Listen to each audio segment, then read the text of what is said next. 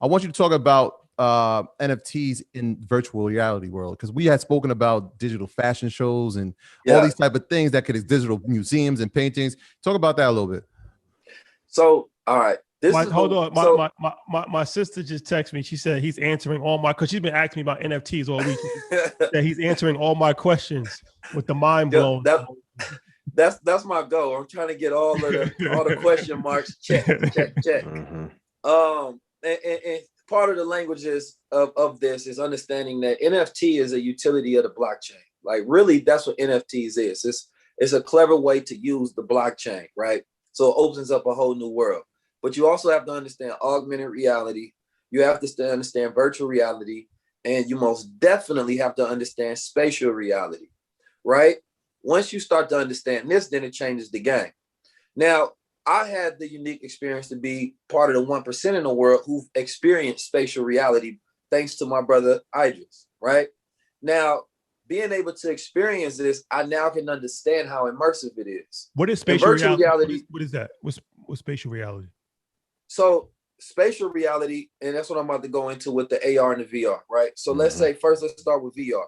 If it's VR, I put on these glasses and I'm immersed in this world. So I can't walk with some VR glasses on. You understand me? If I'm playing like a running game, because I'm gonna run into something, I don't know where I'm going, right?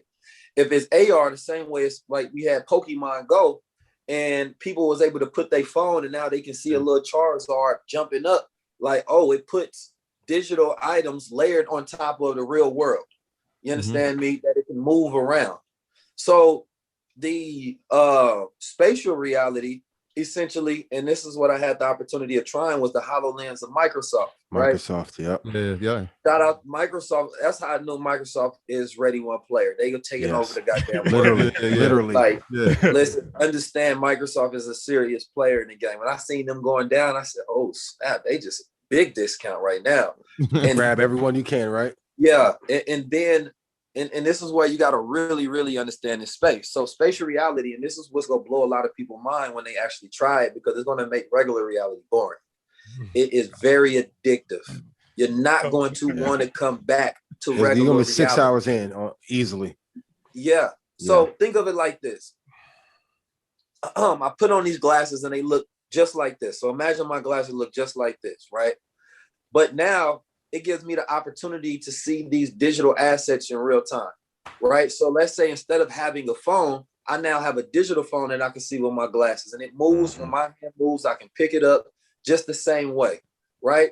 So it's 3D the same way. If you look at Minority Report, they had versions of it as well where you can touch and you can move it. That's where we are in the present. We call it the future is the present, right? So now I don't need a phone anymore, because I can take my phone and it'll come up just like my real phone with all of the apps, and I can FaceTime somebody, right? But it no longer takes up space, right?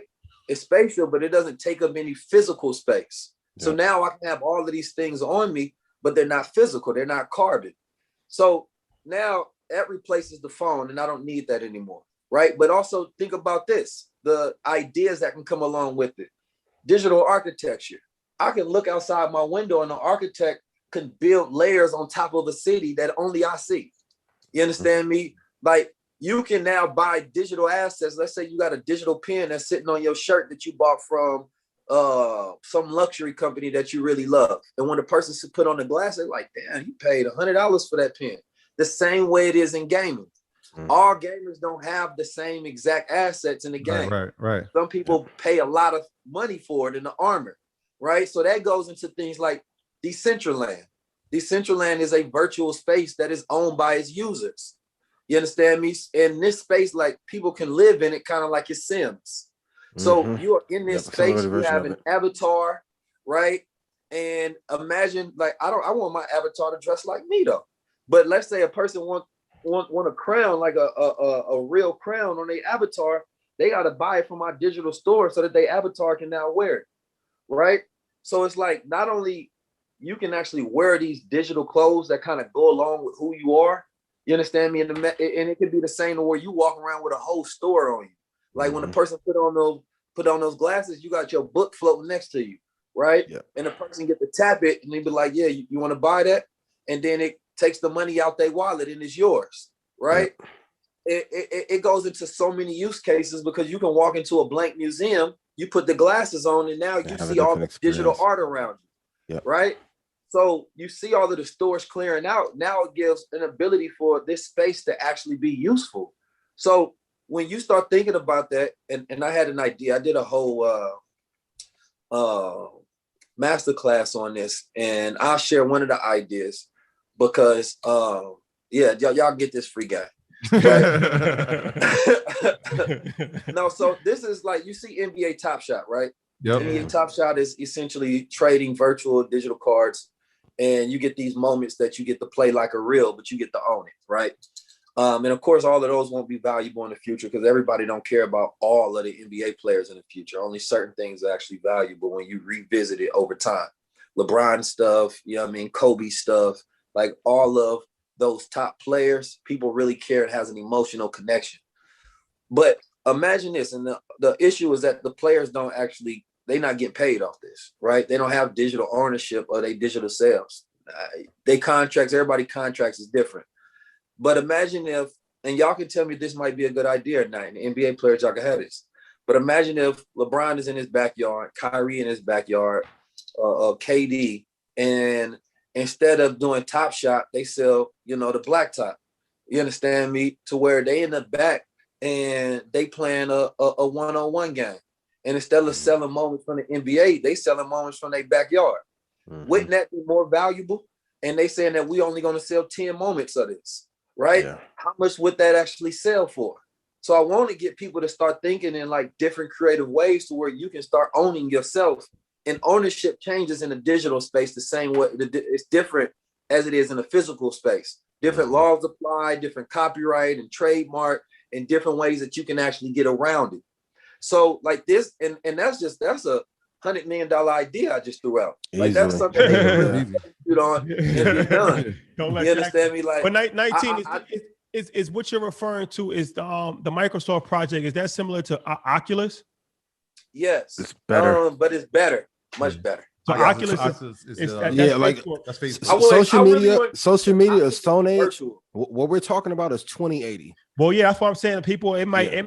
This is first of all, Internet 3.0. First of all, this is a high level conversation. It's like when Kanye said the Hermes of rap. What do you say? It's true, but that's why I'm always like study the top, because the ones with the most capital, and then behind the scenes with the government. I don't want to go too deep and too esoteric, but they're funding a lot of the stuff that is coming out.